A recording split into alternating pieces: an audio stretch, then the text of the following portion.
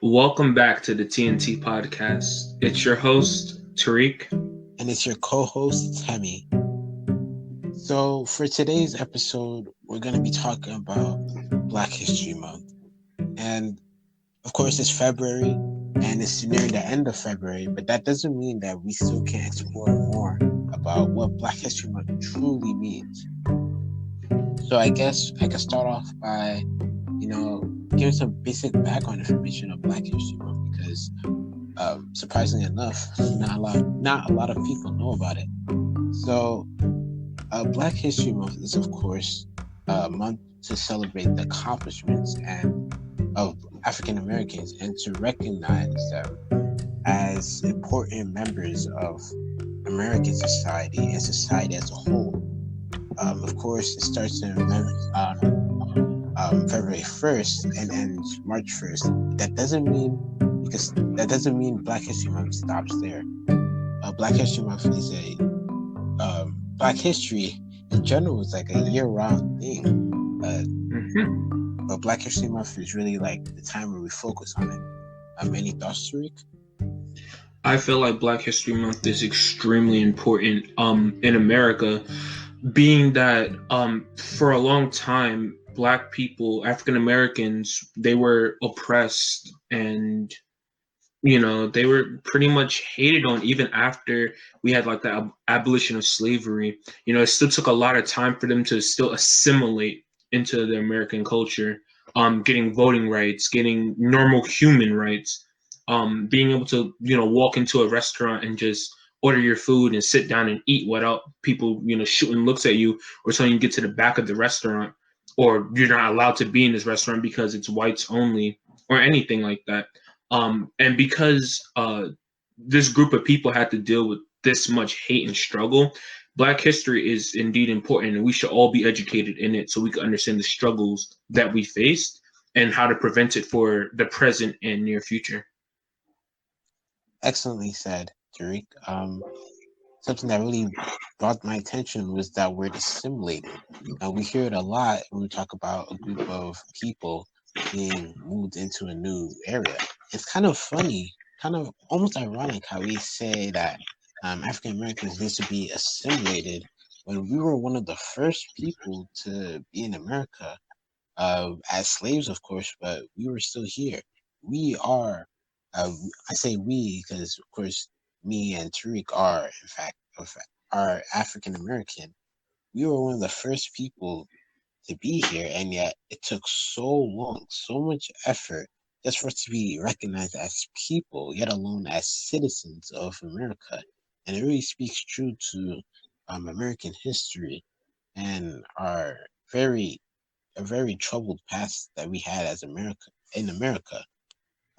It's very shameful, to be honest. I don't mean to I don't know, but slavery, it kind of was the backbone of America, and it really boosted the economy. And America wouldn't have grown from like 13 colonies to a big nation in terms of wealth. Like they wouldn't have like that power to trade with other foreign nations and stuff like that without the usage of slaves. Slaves were a critical point. As you saw throughout the year, from when slavery was first introduced into the Americas by Europeans, as you saw the years went on in the colonies owned by the British, and even after the American Revolution, the usage of slaves just kept on increasing and increasing and increasing in most colonies.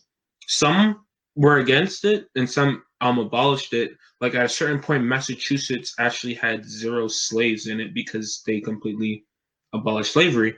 But it just kept rising, especially in the southern colonies where agriculture was key. It was important. Yeah, again, excellent points. I don't mean to beat around the bush, but we're really delving into the history behind African slavery, and it's very sad and unfortunate thing to happen. Of course, Black History Month is all about recognizing these things that happen. It's not just about celebration, but also recognition of the things that African Americans have gone throughout the years. Mm-hmm. So, as we're speaking about Black History Month, one thing that rings in my bell the most is, especially in recent times, Black Lives Matter. This is a controversial movement. For me personally, I don't know why, but it is. It's a controversial movement because of the sensitive topic of police brutality, where we see African Americans being killed, executed on camera, in public. And it brings, of course, and justifiably so, it brings, um, it makes, it makes people upset. It makes everyone upset. Why should a man be killed by the people that are supposed to be protectors for no reason, for very little reason? Of course, the forefront of the movement today, the one that really sparked that movement in 2020, 2021, is George Floyd. Um, of course, a lot of people hear that name. Um, and just to give some background information, George Floyd was an African American man who was killed while being arrested, being choked, lost he lost oxygen after an officer put his knee onto his neck for several minutes after George Floyd's desperate pleas for help. This, of course, sparked protests throughout the nation as a whole because it was almost like enough is enough. You know, African Americans have been through so much pain. Not just African Americans, but minorities as a whole have been through so much, and it's gotten to the point where, in Black culture, African American cultures, police are no longer seen as this protector, or as these protectors, these neighborhood watchers, protectors of civilians that they're supposed to be, but rather these people that should be that one should be cautious of, that one should always pay attention to, because you never know what they might do. And it's quite unfortunate that it's gotten to that point where we can no longer trust the people that uphold our laws in society. But it happens, and it's quite unfortunate. Tariq, any I thoughts? Yeah, you know, you were touching on some really good points. And I agree with you. It's quite disappointing on how police officers who are enforcers of the law, they're looked upon differently. And I know a lot of people, and it's not necessarily it shoot, okay. Um Take your time. I know people, like African American people, who, you know, when they see the police, they start to get more cautious, like something bad would happen. And that type of mentality to have isn't good, because, you know, we should be able to all feel safe, not just black people, but everyone should have to feel safe, whether, you know, you're Asian or white or Latino. It doesn't matter. You should all have the sense of safety. When you see, you know, the blue and red lights flash in the siren, you shouldn't go like, oh my god, it's the cop. You should go like, oh, the cops are here. You know, they're here to do their job. They're here to make everything safer. um and, you know, the Black Lives Matter movement, um they really stepped up when it came to George Floyd, rest in peace, with the police brutality. And it was shocking. It was shocking to the whole world, because, you know, we've seen police brutality filmed before, but this seemed to be more of like the well, no, no, I'm not gonna say this was like the breaking point, but like this was, it really sparked something like crazy nationwide to see what happened. Because it, to me, it just looked like it was just all morally wrong to have someone like pleading for their life, but the officer didn't seem to care at all. And it's not right. Um, and police brutality is a major issue that we should address and fix. I don't necessarily say we should remove police, because there are some people who support the idea that the police should be ultimately removed, which is wrong, because who else is going to be able to enforce the laws that are created? Like, we need these people, but we should also, as American citizens, feel like we should feel safe to walk outside without getting shot in the back, or, you know, without getting racially profiled, no matter what race you are. um, so yeah. Yeah, and it's quite sad to see that despite the efforts throughout the decades of prominent Black activists, like the list on the top of my head: Martin Luther King, Malcolm X, Rosa Parks. Those are the top three, but there's so many more. Frederick Douglass that have throughout history pushed these ideas of basically what boils down to, yes, we African Americans are people too, and yet we're still treated. I'm sorry for the bluntness, but we're treated like cattle to some of these people, and it's been decades since we thought it all ended, but no, it still goes on, and it's gonna Mhm. keep going on unless something is done about this. Something needs to change, and we still don't see that change. And people still halt that change, stop that progress. In history, this has been happening for so long, where there's people who want to bring change for the good of society, and there's people who fear that change, want to hold it back and reverse back that change for the reason of, for basically what boils down to fear of the unknown. And that's one of the biggest issues, one of the biggest fights that we have to fight in today's society, making that change and breaking change.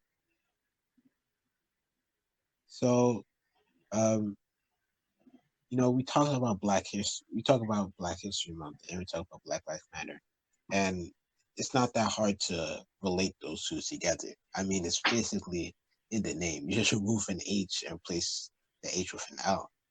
The Mhm. reason why we talked about this because Black Lives Matter today is important. It's something. It's history that's happening now. Like I don't want to like yeah, it's basically history that's happening now because there's always groups of activists that try to bring change, and we're seeing this group. And as the days go by, we see how this group faces challenges and tribulations. And the point of this podcast basically is to acknowledge that this group is trying to bring change to society as a whole, and to acknowledge also the fact that there are people trying to halt that change. We relate, relating the issues today with issues in the past because when it's the same in the end, it's still that issue of Black people, minorities not being treated as people. You're absolutely right. And yeah, this has been an issue for decades, for a long time.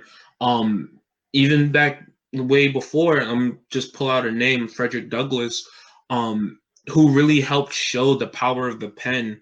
He wrote amazing speeches about Black suffering and Black oppression. Him being a former slave himself, I believe, and he had that firsthand account, that experience with oppression. And um it's crazy reading some of his speeches, such as the Fourth of July speech that he wrote about how Americans celebrate Fourth of July like it's Independence Day. They're free, to independent, while slaves are still working on the plantation, still not free, and they're still not independent, and they're still being forced to work, and they're still being oppressed. And that to me was like super powerful, because how could you have a holiday where you support the independence of all American citizens, where you have, well, people you don't, well, back then they weren't seen as citizens, but still you have people living in your country who weren't independent, and you still have them today where, obviously, slavery is abolished now. There's no more slavery in America, but it still feels like the chains aren't released from us, and we're still in the cotton fields. We Yeah, are, I get we, going. yeah, we're still receiving, um, like, mistreatment, not by all white people, obviously, but there's All still people, yeah. mistreatment. There's still mistreatment, like, held towards Black people. And Black Lives Matter, they're here. I feel like they're there to help the people realize, hey, there needs to be change, because this isn't right. And people who try to degrade or put down Black Lives Matter, I find it appalling, because it shouldn't be a question whether any racist lives matter. They all matter at the end of the day, no matter the race. Yeah, I agree with that. And I want to go back to that idea of how can we celebrate Independence Day, the day of freedom, the day we quote unquote fought against tyranny and became free. That there's so many people, that there were so many African Americans, so many people that were still enslaved, chained to the system of slavery. And it's not just Independence Day. How can we call ourselves a free nation, a beacon of freedom and democracy, when there's so many people being attacked by attacked on a day to day, on not on a nearly day to day basis by certain groups of people, and it's just it's quite unfortunate. It really is. Um, you know, because like yeah, this is the land of the free, home of the great. But for some people, to just go outside and let's say go for a jog, you know, that could be their last time ever being outside just because of the color of their skin, um, or what they look like, or it could be for anything. And you know, this is a big problem because everyone should feel safe to be able to go outside. Everyone should be safe to be around police officers. Everyone should be safe to be around other races. You know, if a black person comes into a, let's say, a restaurant and everyone there is white, or even a party and everyone there is white, like that black man shouldn't feel like, oh, I shouldn't be here or something like that, like I don't fit in. It should be more of like we're all human. We're all children of blood and bone. We're all children of I don't want to bring religion into this, but we're all like we're all you know we're all We're all children of human. God. You could say it. Yeah, we're all children of God. We're all human. You know, at the end of the day, um, so you know, like everyone should feel welcome in any situation, any scenario. Um, whether it's with police, whether it's with doctors, lawyers, it doesn't matter. Everyone should feel, no matter what profession, no matter who you're with, whether it's just a normal person or whether it's someone of authority, you should always feel safe and okay because we're all people. And it's shameful that you know sometimes you know some people can't just go outside and enjoy their life, have a barbecue at the park, or swim in their own backyard, or walk through a nice neighborhood without being racially profiled. Yeah, I agree. I mean, I know I'm saying that a lot, but I mean, who can really disagree to that? Okay, I don't want to end this podcast on a bad note, on a sour note. I know it's the reality, it's the truth, and sometimes the truth hurts, but I still want to end this off on a good note. Black History Month and Black Lives Matter, we're seeing some of these effects of the movement slowly but surely being creeped into the political process. And at the end of the day, that's what brings change. The protests help, the the demonstrations help, the the mass spread of information about the movement helps. At the end of the day, the legislation is the thing that really pushes that movement, that really brings change. And so we see recently House Democrats, they're reintroducing um, the George Floyd Police Reform Bill. I believe it was introduced before, but was rejected. But now, under this new administration, I'm not going to say opinions about the administration because that's not at all what this is about.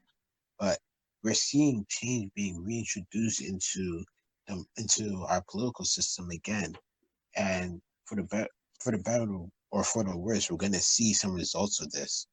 Hopefully, something happens because we need something to happen. It's been almost halfway of a year since that horrible incident happened, and we still need to see something. We see people on social media, they talk about it. They talked about it for a few months and then it died down. But it still needs to we still need to see change. The movement may die down, but as long as we get as Black Lives Matter gets changed, gets legislation to the political process, then we succeed. So there is change coming soon enough, and let's just take a moment to reflect back on Black History Month and all the things that previous Black activists not just Black activists, because there were people of other races that helped the cause. But let's just take a moment to look back, reflect, and enjoy Black History Month for the change that it has brought to America as a whole. Any final words, Tariq? You pretty much, you did a good job like wrapping that up on a powerful note. Change is happening. All I really want to say is that the spreading of misinformation could really like halt change for this movement. And if you go to the Black Lives Matter website, the official website, you'll see that they are against people who spread misinformation about what Black Lives Matter is truly about. And if you do see any other organization who's saying that they support BLM, but they're not supporting what BLM is really truly about, it's safer to either just ignore the information that they're spreading or just report them. Like if you see it on a website, just report the website. Something like you could do in your power to stop the spreading of misinformation. Because when you spread misinformation, other people feed into it and they go like, "Oh, I didn't know that this is what they wanted. I don't support that." And then the change that we really, really need as a nation, it gets stopped, and nothing will happen. So we got to make sure as a society we let this organization do their thing, because I personally have faith in BLM. I think they're a good organization, they're legit, and the spreading of misinformation to tarnish the name isn't going to help what they're pushing for the betterment of our country. Yep, well said. Excellent, well said. In today's climate, information is everything. And I think we're going to end this off here. Thank you for watching another episode of the TNT podcast, and hopefully we'll see you next time. Thank you.